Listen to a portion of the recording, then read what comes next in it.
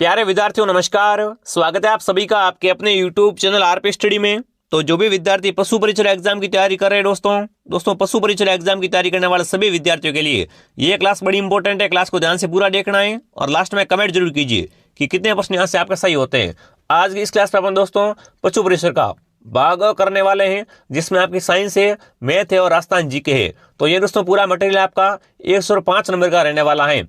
तो दोस्तों क्लास को मिस नहीं करना है, क्लास को ध्यान से पूरा देखना है और लास्ट में कमेंट जरूर कीजिए कि कितने प्रश्न आपके यहाँ से सही होते हैं दोस्तों, ताकि आप खुद को मालूम पड़ेगा कि आपका परीक्षा में लेवल क्या है, कितने आपके सही होते हैं, आपकी तैयारी कैसी है। तो चलिए दोस्तों क्लास का शुभारंभ करते हैं। क्लास शुरू करने से पहले मैं दोस्तों आपको ये नंबर दे रहा हूँ, इस पर आप मैसेज करना। आपको दोस्तों पशु परिचय के व्हाट्सएप ग्रुप में ऐड कर देंगे।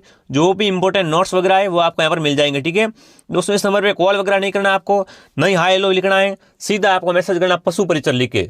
ठीक है, सीधा आपका मैसेज आएगा, फिर आपको अपना नाम और अपने जिले का नाम बताना है, फिर आपको उसमें क्या करेंगे, ग्रुप में ऐड कर देंगे। ये काम आपको लास्ट में करना है, पहले इस क्लास को आप ध्यान से पूरा देख लीजिए। ठीक है, चलिए दोस्तों क्लास का शुभारंभ करते हैं। क्लास पहला क्वेश्चन आपका साइंस से आया है। तो साइंस का देखिए प्रश्न कैसा आएगा, एम्पियर मापने की इकाई है। दोस्तों एम्पियर मापने की इकाई कौन सी है, प्रतिरोध, पावर, वोल्टेज या विद्युत धारा। सभी विद्यार्थी कमेंट करेंगे कौन सा ऑप्शन में राइट करूंगा यहाँ पर दोस्तों। तो देखो दोस्तों एम्पियर मापने की इकाई आपकी हो जाएगी विद्युत धारा। जो भी ऑप्शन डी कमेंट करा वेरी गुड। देख लो सारे प्रश्न सिलेक्टेड है और वेरी इंपॉर्टेंट क्वेश्चन है। अगला प्रश्न देखिए दोस्तों, दूध के घनत्व को किसके द्वारा मापा जाता है, बताओ भाई। दोस्तों दूध का अगर घनत्व चेक करना है ना, तो दोस्तों किस यंत्र के द्वारा चेक करेंगे, लैक्टोमीटर के द्वारा, थर्मामीटर के द्वारा, ब्यूट्रीमीटरों के द्वारा या दोस्तों हाइड्रोमीटर के द्वारा।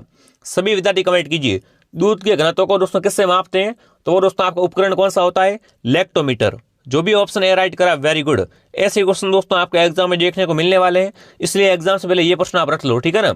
अगला प्रश्न देखिए, स्थिर पानी में मिट्टी का तेल डालने पर मच्छर कम होते हैं क्योंकि प्रजनन में बाधा डालता है, मच्छरों के लिए विष है, मच्छरों को भगाता है या दोस्तों लार्वा के सांस में बाधा डालता। बताओ भाई, वेरी मस्ट क्वेश्चन है दोस्तों। अगर अपन स्थिर पानी में मिट्टी का तेल डालते हैं तो मच्छर कम होते हैं, इसका दोस्तों कारण क्या वो आपसे पूछा है। तो इसका दोस्तों एक ही कारण होता है, ये दोस्तों लार्वा के सांस में बाधा डालता है। जो भी ऑप्शन डी कमेंट करा, ठीक है ना, जो भी ऑप्शन डी कमेंट करा वेरी गुड।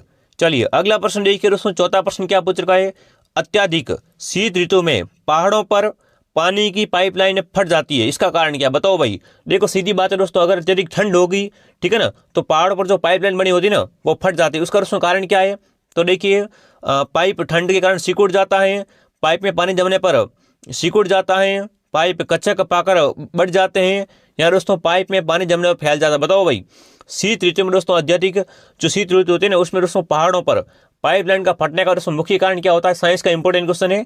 तो देखो उसका दोस्तों कारण होता है पाइप में पानी जमने पर, ठीक है ना, पाइप दोस्तों फैल जाता है और फट जाता है। ठीक है, डी ऑप्शन आपका राइट है। ऐसे क्वेश्चन देखो दोस्तों प्रश्नों का लेवल यही रहने वाला है, क्योंकि दोस्तों जो आपका एग्जाम है ना वो 10th लेवल का है।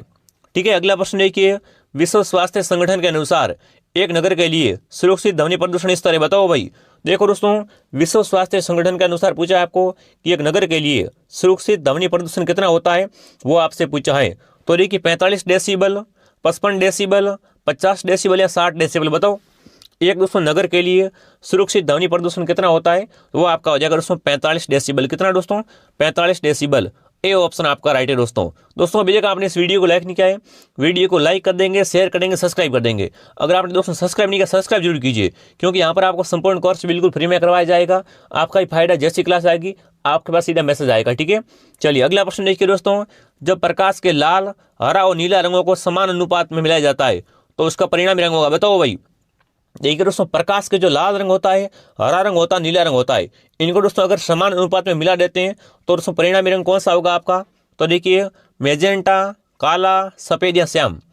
तो यहाँ पर दोस्तों कौन सा रंग अपन का सामने निकल के आएगा, वो आपका आएगा सफेद रंग। ठीक है ना। अगर दोस्तों प्रकाश के लाल रंग को, हरे रंग को, नीले रंग को समान अनुपात में दोस्तों मिला देते हैं तो परिणामी रंग आपका सफेद रंग होगा। ठीक है, सी ऑप्शन आपका राइट है। अगला प्रश्न देखिए दोस्तों क्या पूछ रहा है, न्यूट्रॉन की खोज किसने की। वेरी इंपॉर्टेंट क्वेश्चन है। इलेक्ट्रॉन और न्यूट्रॉन आपको पता होगा ना, तो बताओ दोस्तों न्यूट्रॉन की खोज किसने की थी। चंडविक ने, बोर ने, न्यूटन ने या दोस्तों रदरफोर्ड ने। बताओ, वेरी मस्ट क्वेश्चन है। न्यूट्रॉन की खोज करने वाला दोस्तों कौन था, वो आपका हो जाएगा चंडविक। ठीक है ना। जो भी ऑप्शन है राइट करा वेरी गुड दोस्तों। देख लो साइंस की क्वेश्चन कितने इंपॉर्टेंट है, आगे और भी मजा आने वाला है। अगला प्रश्न देखिए, धोने के सोडे का रासायनिक सूत्र है। बताओ भाई, धोने के सोडे का रासायनिक सूत्र क्या होता है दोस्तों? रासायनिक सूत्र बहुत पूछते हैं एग्जाम में, तो फटाफट कमेंट कीजिए दोस्तों, धोने के सोडे का रासायनिक सूत्र क्या हो जाएगा? बिल्कुल एक बार सभी विद्यार्थी दोस्तों क्लास को लाइक कर देंगे, शेयर कर देंगे, सब्सक्राइब कर देंगे। काफी विद्यार्थी देखते हैं दोस्तों सब्सक्राइब कम ही लोग करते हैं, ठीक है ना? तो सभी से दोस्तों निवेदन है, सभी सब्सक्राइब कर लीजिए और कमेंट करेंगे दोस्तों धोने के सोडे का रासायनिक सूत्र क्या है, तो आपका जगह Na2CO3, ठीक है ना? जो भी ऑप्शन बी कमेंट करा है दोस्तों, बी वाला आपका रासायनिक सूत्र किसका है? धोने के सोडे का। अगला प्रश्न देखिए दोस्तों, हास्य गैस है, बताओ भाई इन चारों में से हास्य गैस कौन सी है दोस्तों? तो देखिए nitric oxide, nitrogen trioxide, nitrous oxide या दोस्तों नाइट्रोजन पेंटाऑक्साइड। बताओ इनमें से हास्य गैस कौन सी होती है? वेरी मस्ट क्वेश्चन है। तो हास्य गैस दोस्तों आपकी हो जाएगी कौन सी? नाइट्रस ऑक्साइड, ठीक है ना? जो भी ऑप्शन सी कमेंट करा वेरी गुड दोस्तों। अगला प्रश्न देखिए दोस्तों क्या पूछ रखा है, दही जमाने के लिए निम्न में से किस सूक्ष्मजीवी का प्रयोग किया जाता है? दोस्तों सभी विद्यार्थी कमेंट करेंगे दही को जमाने के लिए इनमें से कौन से सूक्ष्मजीवी का प्रयोग करते हैं? तो देखिए एसिटोबैक्टर का, न्यूकोनोटोस्ट का, बेसिल्स का या दोस्तों लैक्टोबैसिल्स का। फटाफट कमेंट कीजिए दोस्तों दही को जमाने के लिए किस सूक्ष्म में जो जीवी का प्रयोग करते हैं, तो वो आपका जगह लैक्टोबैसिल्स का, ठीक है ना? जो भी ऑप्शन डी कमेंट करा वेरी गुड दोस्तों दही को जमाने के लिए किस सूक्ष्मजीवी का प्रयोग करते हैं दोस्तों? लैक्टोबैसिल्स का। अगला प्रश्न देखिए क्या पूछ रखा है, देखिए दोस्तों HIV द्वारा होने वाला रोग है, बताओ भाई दोस्तों HIV के द्वारा कौन सा रोग फैलता है या होता है? क्षय रोग, आंतशक रोग, कैंसर या एड्स। तो देखो दोस्तों यहाँ पर क्या आया है? HIV आया है, ठीक है ना? तो इसके द्वारा दोस्तों आपका एड्स रोग फैलता है। कौन सा रोग दोस्तों फैलता है? एड्स रोग फैलता है। जो भी ऑप्शन डी कमेंट करा वेरी गुड। चलिए अगला प्रश्न देखिए दोस्तों, प्याज के खाद्य भाग है, बताओ भाई दोस्तों इनमें से कौन से प्याज के खाद्य भाग है? पत्ता, जड़, तना या पुष्प, बताओ। देखो सीधी बात है, प्याज की बात हो रही है तो प्याज में क्या होता है पता ही ना आपको? प्याज में तना होता है, ठीक है? तो प्याज दोस्तों प्याज का खाद्य भाग कौन सा होगा? तना होगा। सी ऑप्शन आपका राइट है। अगला प्रश्न देखिए दोस्तों, निम्न में से सबसे छोटी कोशिका कौन सी? वेरी इंपॉर्टेंट क्वेश्चन है, छपेगा एग्जाम में। बताओ दोस्तों इनमें से कौन सी सबसे छोटी कोशिका है? तो देखिए माइकोप्लाज्मा, अमीबा, श्वेत रक्त कणिका या लाल रक्त कणिका, बताओ भाई इनमें से सबसे दोस्तों छोटी कोशिका कौन सी है? तो देखो सबसे छोटी कोशिका आपकी माइकोप्लाज्मा है, ए ऑप्शन आपका राइट है। कई बार एग्जाम में ये क्वेश्चन आ चुका है। अगला प्रश्न देखिए, गुणसूत्र शब्द प्रदान किसने किया? बताओ भाई दोस्तों गुणसूत्र शब्द को प्रदान करने वाला कौन था आपका? सूटन ने, वेगनर ने, आपमिस्टर ने या दोस्तों वाल्डेर ने, बताओ गुणसूत्र शब्द दोस्तों प्रदान किसने किया था? तो देखो दोस्तों गुणसूत्र शब्द है ना, ये दोस्तों देने वाले कौन थे आपके?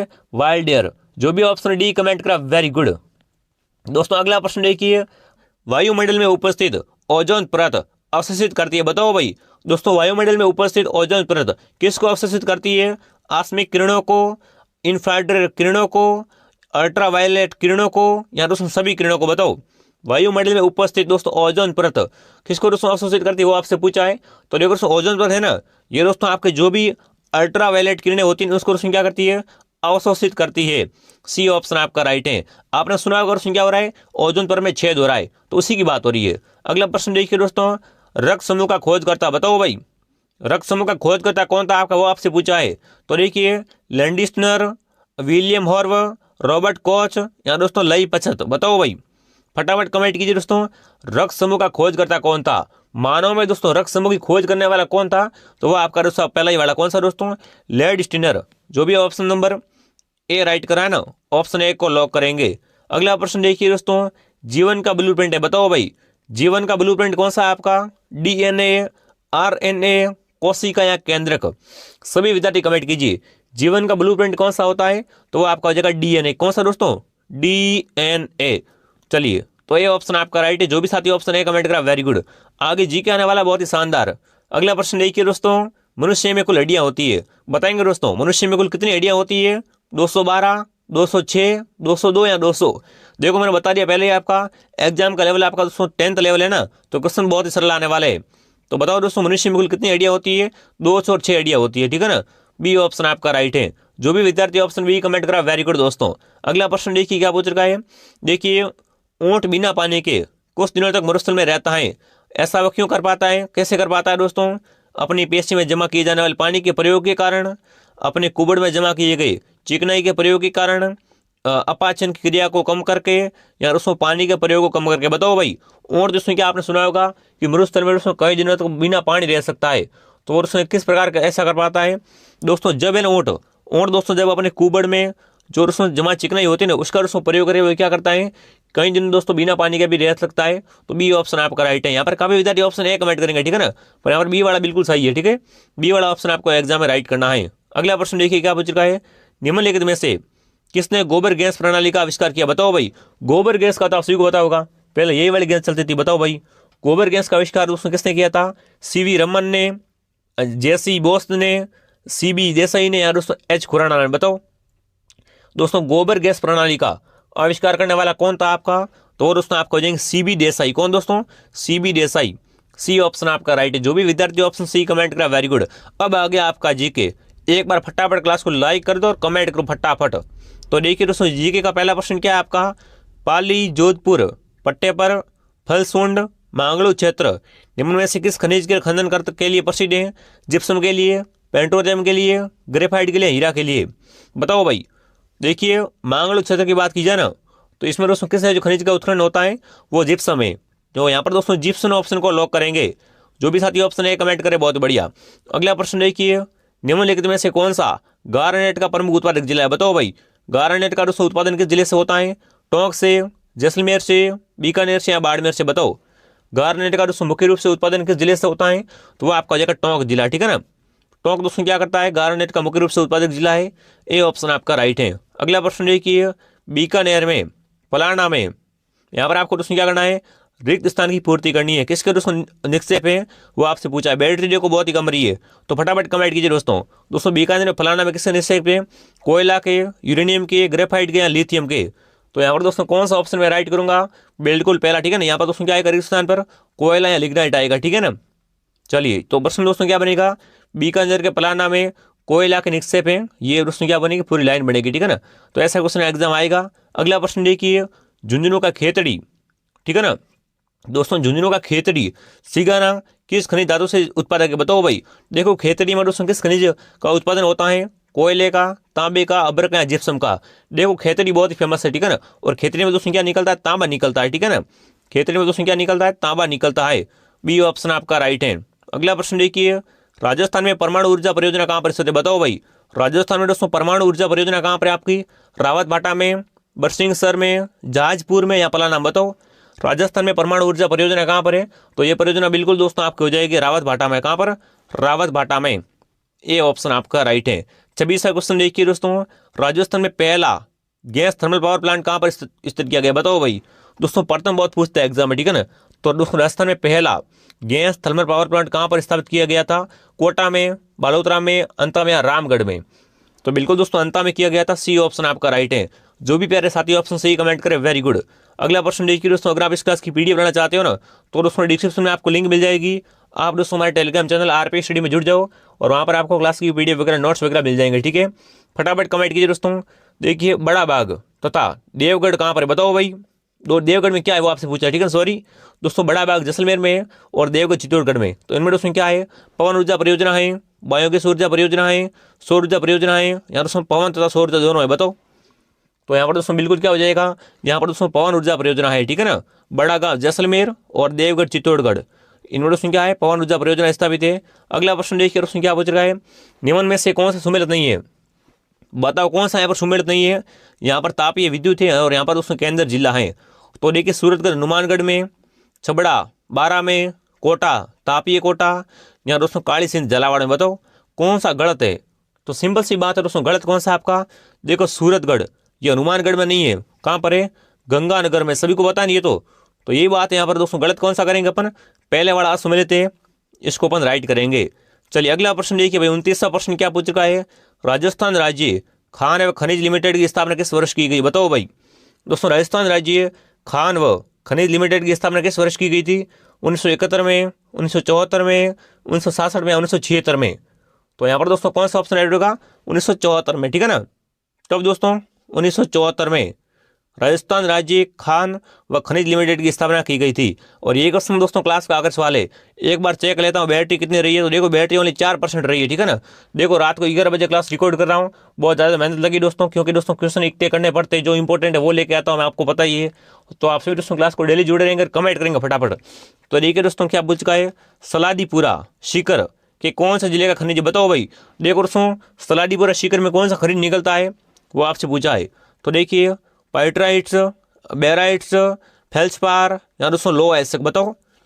सलाडीपुरा सीकर में दोस्तों कौन सा खनिज निकलता है तो वो आपका दोस्तों कौन सा निकलता है, पाइटराइट्स। ए ऑप्शन आपका राइट है। अब दोस्तों आप ईमानदार से कमेंट कीजिए। बैटरी का मिश्रण दोस्तों क्लास तो बहुत लंबी होने वाली थी पर दोस्तों आप क्लास को समाप्त करते हैं। कल दोस्तों मैं आपके लिए बड़ी क्लास लेकर आना, पूरा पेपर हम हल करेंगे, ठीक है ना। तो आप ईमानदार से कमेंट करो आपके दोस्तों कितने % राइट होते हैं। यहाँ पर मैंने 30% करवाए हैं। 30 में अगर आपके दोस्तों अगर 20+ राइट हो रहे हैं तो समझो आपकी तैयारी शानदार है। तो आपको दोस्तों क्लास को डेली ज्वाइन करना है। अभी तक आपने हमारा टेलीग्राम चैनल ज्वाइन नहीं किया है तो दोस्तों आरपी स्टडी नाम का हमारा टेलीग्राम चैनल है, आप सभी दोस्तों ज्वाइन जरूर कीजिए, ठीक है ना। चलिए दोस्तों, और अगर आप व्हाट्सएप ग्रुप में ऐड नहीं हुए तो नंबर लिख लो एक बार, फिर से नंबर दे रहा हूँ, इस पर आप मैसेज करो, पशु परिचय लिखकर आपको व्हाट्सएप ग्रुप में भी ऐड कर दूंगा। चलिए मेरे विद्यार्थियों मिलते हैं अगले वीडियो में। जय हिंद जय भारत।